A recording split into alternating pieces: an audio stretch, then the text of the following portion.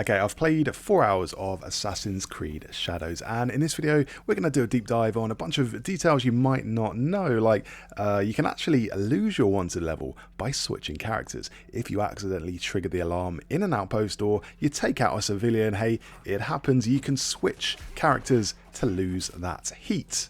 Now, how does switching characters work in this game? Because, you know, the characters are pretty different. So when can you switch and how do you switch? Well, what I found was you can actually switch pretty much any time you like. So in this sequence here, I start the quest as Nawe, and then I did the quest and I came back at the end, switched my character and finished up the quest as Yasuke, and this guy didn't say a single word. He seemingly failed to notice that I had completely changed bodies. You sort of pick up conversations right where you left off. And I mean, I get it. Ubisoft probably didn't have the time or resources to just record specific lines for every single character in the game based on who you're playing as. But I do have a reservation about how the character switching does work, and one limitation on the character switching. And that's the fact it doesn't let you change, as I say, mid-fight. So if you're having trouble as Nawe in a fight, obviously you would want to switch to Yasuke, but the game does not let you do this. Now, this seems like the entire point that these characters are so different. Like, the reason Ubisoft made them different is so they have different strengths and so you can use them whenever you need to. For instance, Yasuke is meant to be the fighter, so obviously if I'm having trouble in a fight, I want to use Yasuke. The game says no, you're not allowed to use them unless you get out of danger. I just think this is a video game. It's even set within a video game of the Animus, so we know this isn't actually happening. We're just accessing the memories of our ancestors, so why not just fully lean into that and let us change our characters at any point in the game? I don't know, it kind of seems like Ubisoft dropped the ball here a tiny bit. Next up, the scouting mechanic. In Assassin's Creed Shadows, you can recruit scouts. These help point out where to go for quest objectives. So how this works is you can allocate up to 5 scouts on the map screen, and the more scouts you have, the smaller the search radius becomes. The game really does not like to point out directly where your objective is, so you have to work that out for yourself, but the scouts help. So, as it says here, new targets and quest givers are revealed as you explore Japan and meet new people. Complete target investigations and quest givers tasks to progress in your main objective. And the one that I played, as you can see, it's quite early on. It's the only person on the board, which indicates it is an early quest. And this was called the Noble Quest Line. That's the thing with Shadows, like Mirage, you're not actually hand-holded through quests, you're not directed through them. Instead, you're given some vague objectives in the top left corner, written in blue writing. And these are sort of clues where they're going to guide you towards the general area you have to go. So instead of it saying, go to this exact place and there's like some dotted lines on the ground leading you to that place, instead it will say, go to the southwest of this city and keep your eyes peeled. And yeah, I mean, that kind of makes you feel like more of a detective rather than just being hand-holded straight to the objective. So yeah, I kind of like that. And what you're going to start to see on this board is a bunch of new targets being painted onto this board, and then you can choose to go after them at any order of your choosing. Pretty much like past Assassin's Creed games. Now we are onto vendors. We're going to talk about some vendors and the things I saw at the vendor. I love shopping in Assassin's Creed. The first thing I'll actually do is go to a vendor and just see what I can buy. Now, there are 4 types of vendor in Shadows. There are ornament vendors, gear vendors, port traders, and itinerant vendors. We're going to first go for this vendor, the gear vendor. And as you can see, he sells a few katanas: the Serene Katana of Honor, the Divine Katana of Truth, Toxic, and these are pretty good, but we've also got the Kusarigama, and this is sort of a dagger on a chain, and that's absolutely devastating. The Tanto as well, which is a little dagger, is really, really fast. And all of these have different effects. So the toxic one obviously would poison your enemies. So I like that Ubisoft are really thinking about how to differentiate these weapons and make them something you'd actually want to use. Depending on who you rock up to a vendor with, they're going to offer you different things. So with Nawe, they're going to sell you katanas, tantos, and kusarigamas. With Yasuke, they're going to sell you katanas and spiked clubs, because Yasuke has this absolutely brutal spiked club that Nawe probably wouldn't be able to hold because she wouldn't be able to even lift it up. But yeah, in terms of the ports trader, that does indicate that there's going to be a ports trading system in the game. And this in turn could indicate that there's a full sailing system in the game.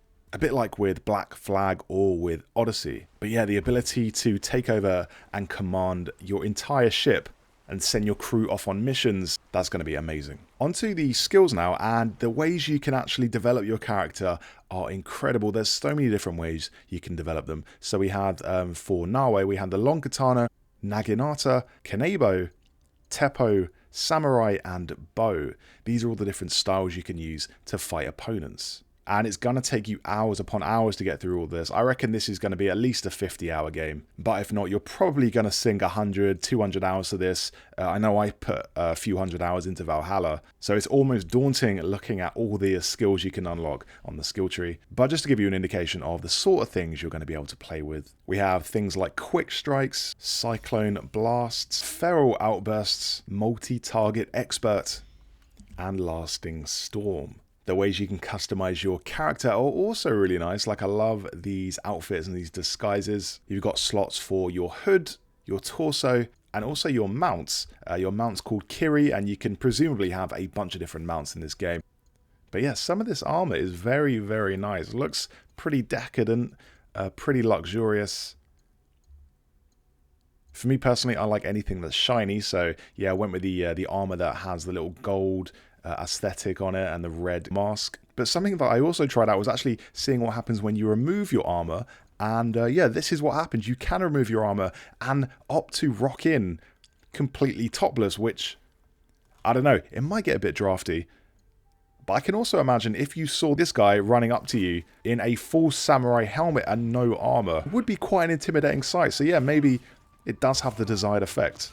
So you really do have a lot of options in terms of the armor. You can wear all the armor you want. You can wear all the armor you want, or you can wear no armor. The choice is yours.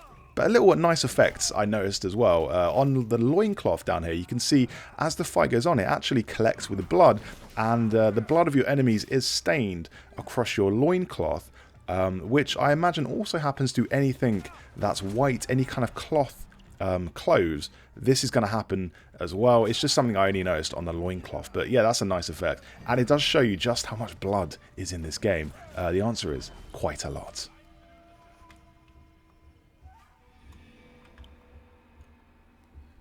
Now, in terms of board games, Assassin's Creed usually does have a board game in there or two. I didn't see any, but I think this may become one.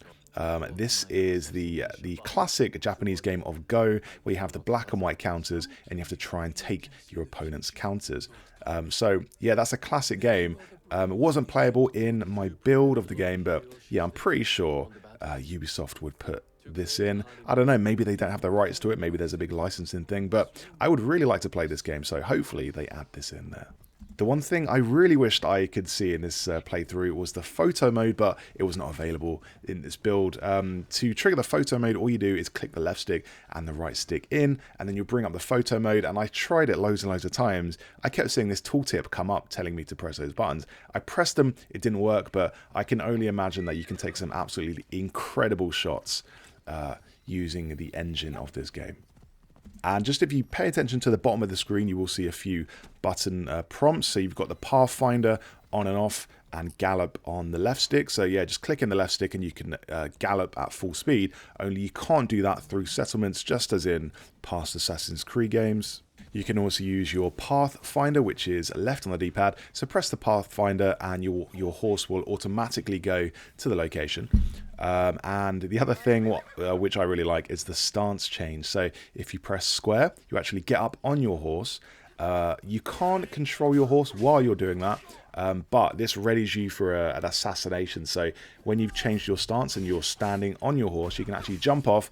And if there's an enemy there, you can use an aerial takedown, and it looks absolutely incredible. Now, here's something super secret I saw that I didn't even get any footage of because that's how secret it is. It's to do with base building.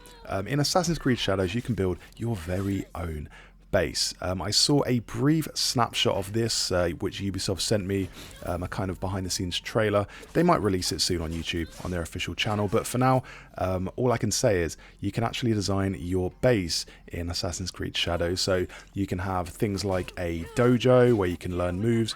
You've also got a Zen garden, so you can design your own Zen garden. I saw the player place some rocks and I think there were bonsai trees as well. So yeah, you can kit out your fully own base. Not only that, but you can actually design structures and hand place them. So to be honest, it actually feels more like The Sims, that home building mechanic in The Sims. You can place walls and structures and all that from a sort of top-down point of view. So yeah, it looks really fleshed out. Surprisingly, it's not just upgrading a room, it's actually building your own custom base by hand. The reason you're building this base is to grow your brotherhood. So the bigger your base gets, the bigger your brotherhood becomes. How does that translate into gameplay terms? Well, basically it means you can actually order your fellow assassins to attack your enemies in the streets. If you ever played Assassin's Creed Brotherhood in 2010, it's exactly like that. So you can press either triangle or X and you can call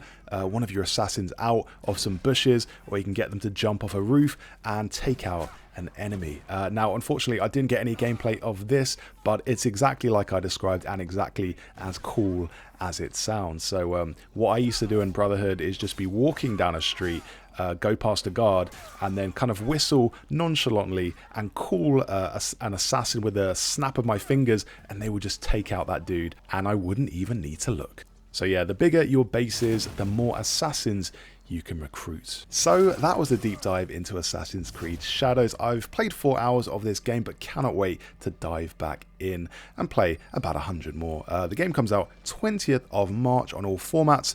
Really looking forward to this, but if you want more Assassin's Creed Shadows videos and especially guides, then subscribe to this channel because I'll be churning out all of those regularly when the game comes out on 20th of March. And gunpowder. So that is what we smelt at the Rengaka.